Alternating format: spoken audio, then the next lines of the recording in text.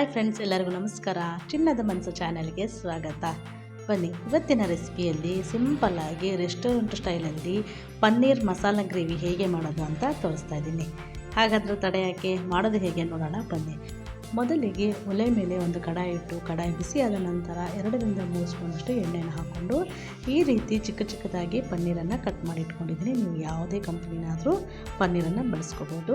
ಈಗ ಕಟ್ ಮಾಡಿ ಇಟ್ಕೊಂಡಿರುವ ಎಲ್ಲ ಪನ್ನೀರನ್ನು ಎಣ್ಣೆಗೆ ಹಾಕ್ಕೊಂಡು ಚೆನ್ನಾಗಿ ಗೋಲ್ಡನ್ ಕಲರ್ ಬರೋವರೆಗೂ ಎಣ್ಣೆಯಲ್ಲಿ ಫ್ರೈ ಮಾಡ್ಕೋಬೇಕು.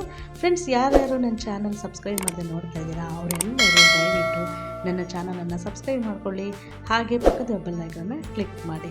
ನೋಡಿ, ಈಗ ಚೆನ್ನಾಗಿ ಎಣ್ಣೆಯಲ್ಲಿ ಫ್ರೈ ಆಗೋಕ್ಕೆ ಲಿಡ್ಡನ್ನು ಕ್ಲೋಸ್ ಮಾಡಿ ಮೀಡಿಯಮ್ ಫ್ಲೇಮಲ್ಲಿ 2-3 ನಿಮಿಷವರೆಗೆ ಚೆನ್ನಾಗಿ ಫ್ರೈ ಮಾಡ್ಕೋಬೇಕು. ನೋಡಿ, ಈಗೆಲ್ಲ ಚೆನ್ನಾಗಿ ಫ್ರೈ ಆಗಿದೆ. ಈಗ ಇದನ್ನು ಒಂದು ತಟ್ಟೆಗೆ ಸೈಡ್ಗೆ ಎತ್ತಿಟ್ಕೊಳ್ಳೋಣ. ಪನ್ನೀರ್ ಗ್ರೇವಿ ಅಂತ ನೀವು ಎಲ್ಲಿ ಸಹ ಸ್ಕಿಪ್ ಮಾಡದೆ ಕಂಪ್ಲೀಟಾಗಿ ವಿಡಿಯೋ ನೋಡಿ. ತುಂಬ ಟೇಸ್ಟಾಗಿ ರುಚಿಯಾಗಿ ಇರುತ್ತೆ. ಈ ಪನ್ನೀರ್ ಮಸಾಲೆ ಗ್ರೇವಿನ ನಾವು ಪರೋಟ ಜೊತೆ, ಚಪಾತಿ ಜೊತೆ, ರೋಟಿ ಜೊತೆ ಅಥವಾ ಪಲಾವ್ ಜೊತೆ ಸಹ ತಿನ್ಬೋದು. ತುಂಬಾ ರುಚಿಯಾಗಿರುತ್ತೆ.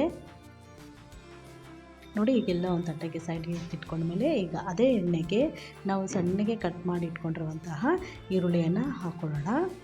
ಈರುಳ್ಳಿ ಎಲ್ಲ ಚೆನ್ನಾಗಿ ಬೆಂದ ಮೇಲೆ ಈಗ ಅದಕ್ಕೆ ಟೊಮೆಟೊನ ಹಾಕಿ ಚೆನ್ನಾಗಿ ಸಾಫ್ಟ್ ಆಗೋವರೆಗೆ ಫ್ರೈ ಮಾಡ್ಕೋಬೇಕು. ನಂತರ ಸ್ವಲ್ಪ ಚಕ್ಕೆ, ಲವಂಗ, ಒಂದು 5-10 ಹೆಸರು ಬೆಳ್ಳುಳ್ಳಿ, ಒಂದು 10 ಗೋಡಂಬಿ ಇವೆಲ್ಲವನ್ನು ಹಾಕ್ಕೊಂಡ್ಮೇಲೆ ನಂತರ ಸ್ವಲ್ಪ ಸ್ಟೋನ್ ಫ್ಲವರ್ ಇವೆಲ್ಲವನ್ನು ಚೆನ್ನಾಗಿ ಆಯಿಲಲ್ಲಿ ಫ್ರೈ ಮಾಡ್ಕೋಬೇಕು.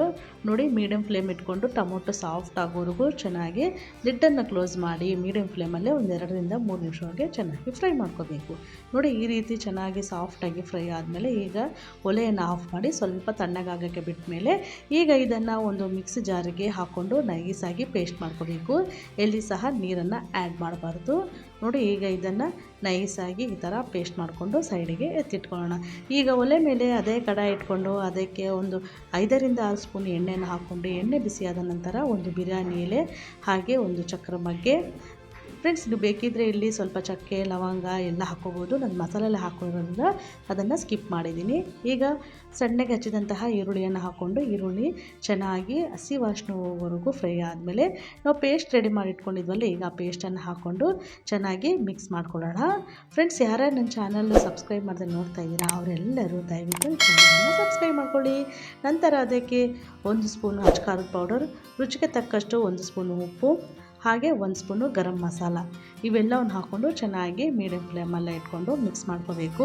ನೋಡಿ, ಇದನ್ನೆಲ್ಲ ಚೆನ್ನಾಗಿ ಮಿಕ್ಸ್ ಮಾಡ್ಕೊಂಡ್ಮೇಲೆ ಈಗ ಲಿಡ್ಡನ್ನು ಕ್ಲೋಸ್ ಮಾಡಿ ಹೈ ಟು ಮೀಡಿಯಮ್ ಫ್ಲೇಮಲ್ಲಿ 2-3 ನಿಮಿಷಗಳಿಗೆ ಚೆನ್ನಾಗಿ ಮಸಾಲಾನ ಫ್ರೈ ಮಾಡ್ಕೋಬೇಕು. ಈಗ ಮಸಾಲೆ ಎಲ್ಲ ಚೆನ್ನಾಗಿ ಫ್ರೈ ಆಗಿದೆ. ಈ ಮಸಾಲೆ ಎಲ್ಲ ಚೆನ್ನಾಗಿ ಫ್ರೈ ಆದಮೇಲೆ ನಾವು ಫ್ರೈ ಮಾಡಿ ಇಟ್ಕೊಂಡಿರುವಾಗ ಈ ಪನ್ನೀರನ್ನು ಈಗ ಮಿಕ್ಸ್ ಮಾಡ್ಕೊಳ್ಳೋಣ. ಈಗ ಈ ಮಸಾಲೆಗೆ ಪನ್ನೀರನ್ನು ಸೇರಿಸಿ ಚೆನ್ನಾಗಿ ಮಿಕ್ಸ್ ಮಾಡ್ಕೋಬೇಕು. ಫ್ರೆಂಡ್ಸ್, ನೀವು ನಾನು ಹೇಳಿದ ಮೆಥಡಲ್ಲೇ ಪನ್ನೀರ್ ಮಸಾಲೆ ಗ್ರೇವಿನ ಮಾಡಿದರೆ ಸೇಮು ರೆಸ್ಟೋರೆಂಟ್ ಸ್ಟೈಲಲ್ಲೇ ಇರುತ್ತೆ.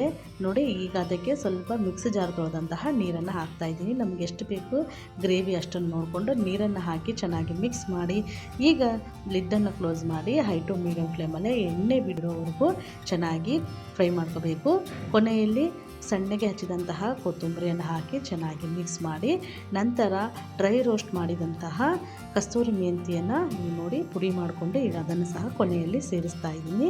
ಕಸ್ತೂರಿ ಮೆಂತ್ಯನ ಹಾಕಿ ಈಗ ಒಂದು ಸಲ ಮಿಕ್ಸ್ ಮಾಡಿ ಚೆನ್ನಾಗಿ ಎಣ್ಣೆ ಬರೋವರೆಗೂ ಲಿಡ್ಡನ್ನು ಕ್ಲೋಸ್ ಮಾಡೋಣ. ನೋಡಿ, ಈಗ ಪನ್ನೀರ್ ಮಸಾಲೆ ಗ್ರೇವಿ ರೆಡಿ ಆಯಿತು.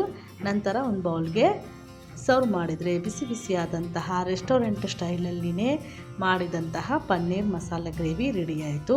ನೀವು ಸಹ ಮನೆಯಲ್ಲಿ ಒಮ್ಮೆ ಟ್ರೈ ಮಾಡಿ ಹೇಗೆ ಬಂತು ಅಂತ ನನಗೆ ಕಾಮೆಂಟ್ ಮಾಡಿ ತಿಳಿಸಿ. ಮತ್ತೆ ಮುಂದಿನ ವಿಡಿಯೋದಲ್ಲಿ ಭೇಟಿಯಾಗೋಣ.